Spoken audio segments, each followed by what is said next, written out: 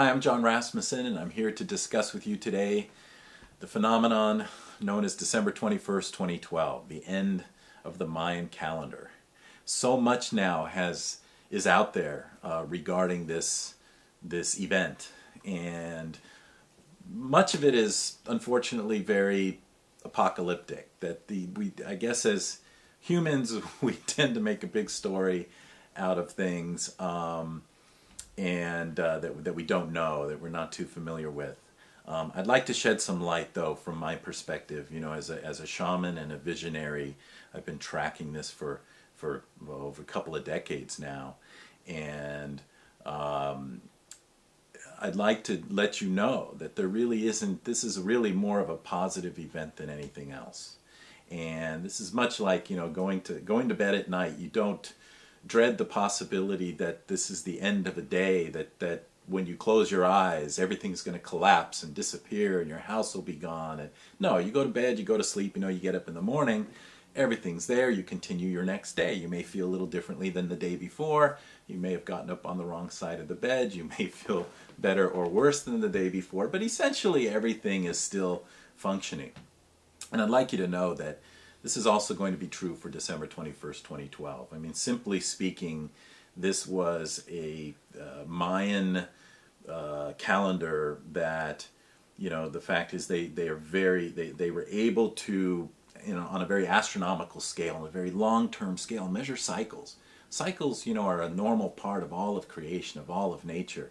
And those that, of course, we're more familiar with, we think nothing of. You know, your rose bush sort of goes into hibernation in the winter, and the roses come back in the spring.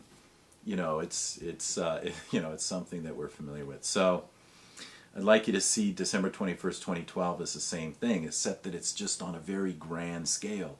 Influences that come onto the planet and to us from the stars and the sun and the earth itself are just simply going through a cycle. They're going through the end of a cycle and the beginning of a new one. But this is a gradual shift, and it's already started. It's already been happening. We're already adapting to some of the new things that are happening, and we're already thinking differently about that. Take climate change, for example. This is another cycle, and perhaps we've contributed to it, but you know, in the end, we have the choice to make to decide where we want it to go next. So think of this grand cycle coming to an end and a new one beginning as an opportunity, again, to make more choices that may be more of a benefit to you, more of a benefit to your community, to humanity at large, to the earth at large, and all the creatures on the earth. I'd like to emphasize that we really do create our own experiences, our own reality, as participants in nature. And we co-create. We create with all other beings and all things around us, and in both physical and non-physical form. And we're very powerful creators, for the most part. And so, you know, to a certain extent, the only concern I would have is that we're, you know, sort of the idea of the self-fulfilling prophecy. That enough people maybe want things to shift radically, or enough people are really afraid of that and really focusing on that. Some sort of catastrophic, apocalyptic type of scenario. That in some pockets, in some small areas, certainly not enough of people are thinking that to have anything happen like that on a global scale. But certainly there's this possibility that, you know, things like just recently happened with the Superstorm Sandy, for example, in New York. That could very well be something related to this idea that we are focusing on this notion that the world is coming to an end, or something based on December 21st, 2012. And there's nothing on the, what I'm trying to say is there's nothing in the external world. There is no scorekeeper or judge or great person operating the machinery that's going to make something happen on that day. How you experience that day will be entirely based on the signal you're sending and what you create on a day-to-day basis in terms of your experience. So again, I would encourage you to look at December 21st, 2012 as just a window of opportunity, of influences coming to you that give you a chance to shift in the most elegant, graceful, and gentle way anything that you're wanting to shift in your life. And that's what I, work with when we step outside of time in my shaman sessions. I mean, think about this. When we do the work that I do as a shaman, we're stepping outside of time anyway. The calendar doesn't mean anything. We can go forward in time to this date that's coming already. We can go back. We can go forward 10,000 years. And so there's always the opportunity to choose and to make choices and to shift and to evolve and to transform your life.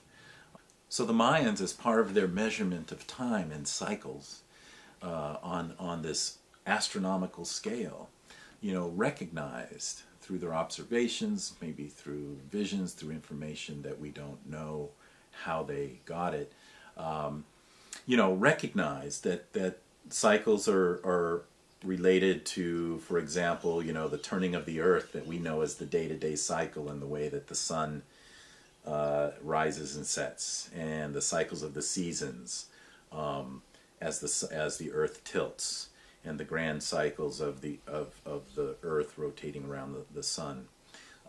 They also recognize on a galactic scale alignments of planets, and with the galaxies, and with the galaxy center. And so a lot of what we have studied in their calendar is related to these alignments. It's related to these grand alignments of these Earth and planets and stars and galaxy. And so, when I speak of influences on this level, it's not much different than we're used to thinking of in terms of astrology and astrological influences. When you're born in a certain time with a certain set of planets in their locations, there's a lot that can be read from that. There are signs that come from that have to do with the influences on us. And so this is really just a grand version of that. It's a grand version of the Mayans' ability to measure these cycles in tens of thousands of years, and to recognize that we are coming to the end of one of those long cycles and the beginning of a new one.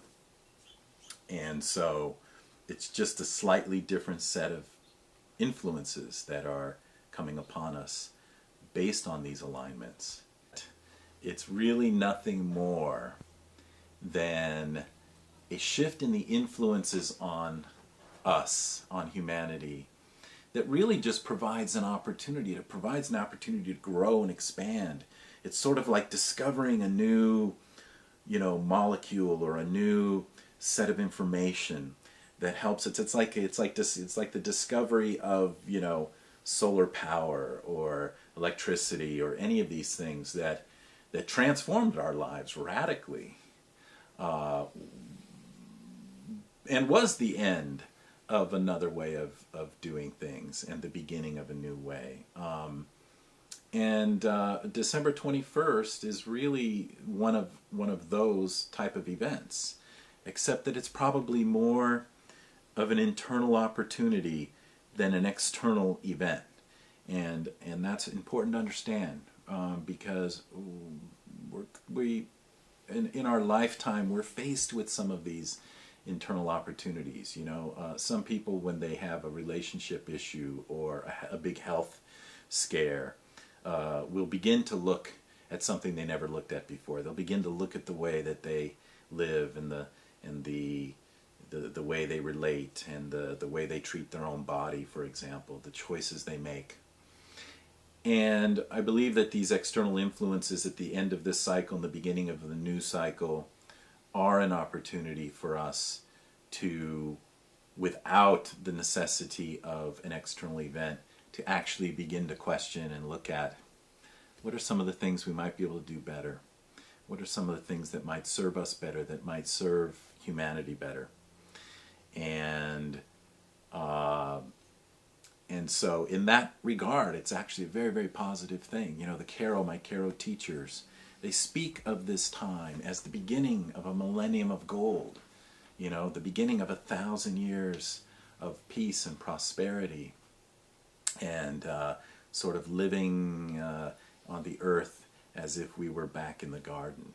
And so I think it's important to focus on that, to focus on the idea that this external influence associated with this particular date is an opportunity for you to use that whatever techniques you have, be it psychological, be it spiritual, be it ritual and ceremony, to let go of some things that you're ready to let go of that don't serve any longer, and bring in some things, some habits, some ways of thinking that do serve.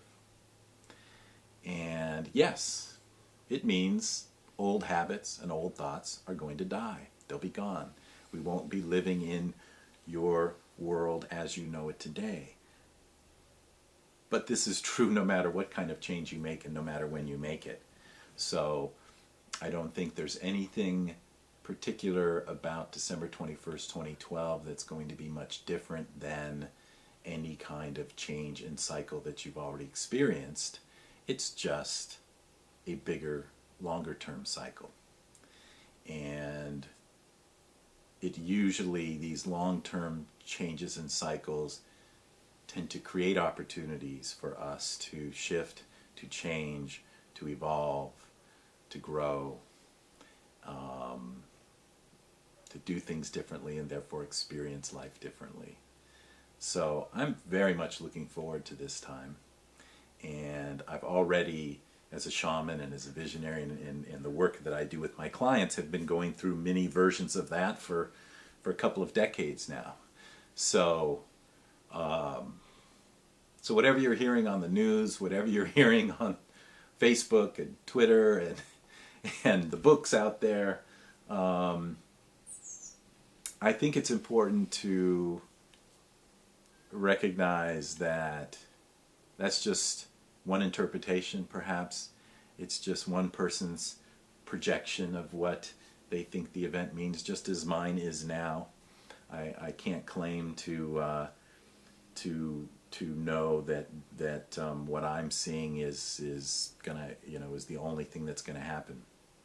But I wanted to share with you what I really believe is going to happen, and what I've, based on everything I've been observing and studying about this.